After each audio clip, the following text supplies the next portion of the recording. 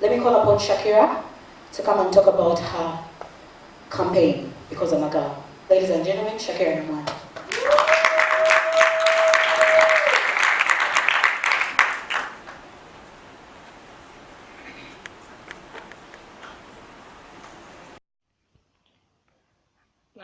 Good evening, ladies and gentlemen.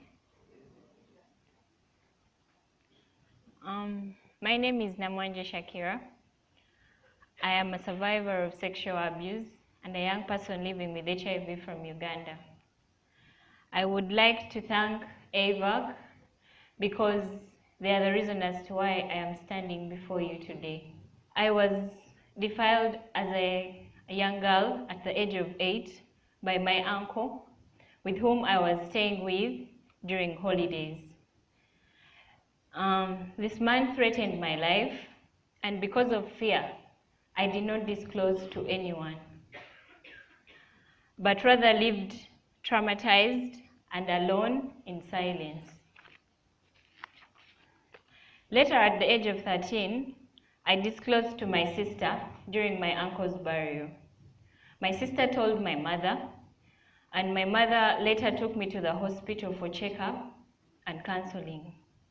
I found out through my counselor that I had also contracted HIV and was put on treatment. It was hard for me to understand why someone would choose to hurt me, not once, but twice. You know, like abuse me and also infect me. But through love, support, and care from my family and my counselors, I was able to move on and put the blame where it belongs, not to me, but to the perpetrator. I have grown to love and appreciate myself more, and because of this support, I decided to publish and come out of my shell and tell my story. The views and the words of encouragement that I get from people every day, they lift me up and keep me going. I was also contacted by very many people that were going through what I went through, that just wanted support and to be consoled. Because of this, I embarked on a journey to be an advocate for the girl child and to be an activist for the end of sexual violence in Uganda through the campaign Because I Am a Girl. I have visited different communities and schools in Uganda, teaching young girls their sexual rights and encouraging them to speak out, and also providing them with HIV prevention information and sometimes to just listen to them. I also endeavor to teach the young boys to value and respect the girl child. I have learned that most of these victims were abused by people they know, their fathers, their uncles, their teachers. And most of the times they ask me, who should we run to if those that are supposed to protect us are the ones that are abusing us?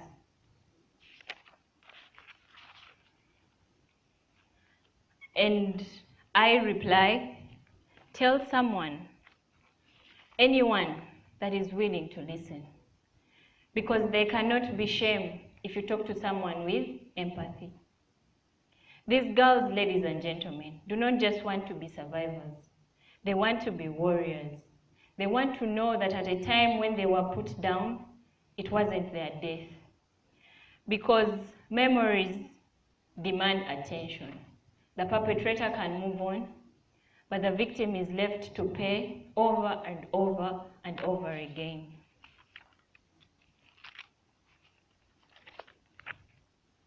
As I continue to pray for all the victims that are still silent, I want you to know that I am here for you.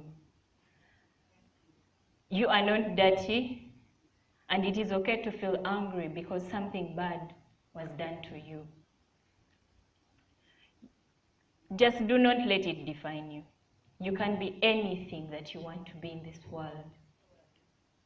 To our fathers, uncles, please do not neglect your role. Take big steps to protect our girls. You are role models to the young boys out there, and they do what you do. To our mothers, this applies to you as well. Please do not give up on fighting for us. To the rest of the world, leaders, and everyone sitting here, this is a collective responsibility, and it affects us all. We need to act, and we need to act now. Because many girls in Africa today are getting HIV and STIs through sexual abuse. And it is my humble request to everyone to join me, and we fight this traumatizing sexual abuse. We can put an end to it. Thank you.